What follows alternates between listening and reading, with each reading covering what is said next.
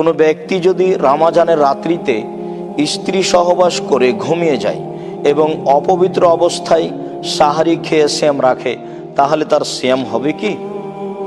সম্মানিত দর্শক মণ্ডলী, এই অবস্থায় সিয়াম হবে।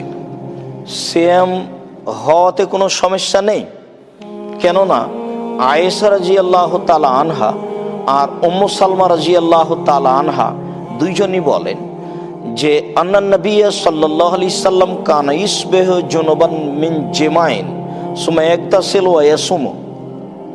রাসূল সাল্লাল্লাহু আলাইহি সাল্লাম রমজান মাসে স্ত্রী মিলনের কারণেই সকাল করতেন, তারপর তিনি গোসল করতেন এবং সিয়াম পালন করতেন। হাদিস বুখারী মুসলিম। এই মর্মে আরও স্পষ্ট রয়েছে। আয়েশা রাদিয়াল্লাহু তাআলা আনহা বলেন, কানা রাসূলুল্লাহ সাল্লাল্লাহু আলাইহি সাল্লাম ইদরিকুল ফজর ফি রমাদানা ওয়া হুয়া জুনুবুন মিন গায়রি হুলবিন।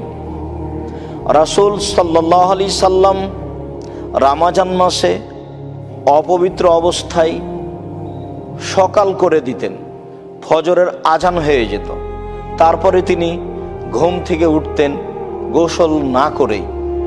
আজান হয়ে যাওয়ার পরে তিনি গোসল করতেন, তারপরে সিয়াম পালন করতেন। হাদিস বুখারী মুসলিম। সম্মানিত দর্শক মণ্ডলী, অত্র সহিহ বুখারী মুসলিমের হাদিস দ্বারা প্রমাণিত হয় যে এই অবস্থায় সিয়াম পালন করাতে কোনো সমস্যা নেই। আল্লাহ আমাদেরকে সঠিক বুঝে আমল করার তৌফিক দান করুক।